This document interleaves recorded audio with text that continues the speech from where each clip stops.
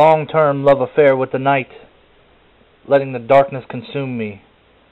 Not only friends with the beast, but mounting it and taking wild rides, leaving everything behind, including my soul, making my bones and playing with flames along the way.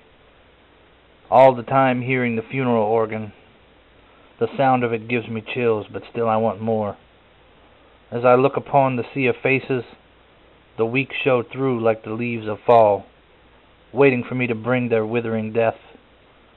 Seeing the world as if I was sent to destroy it, and everything, everyone around me must perish, bringing the master my trophies and wanting my reward, only to get sucked deeper into the whirlpool, yet loving every second of my descent.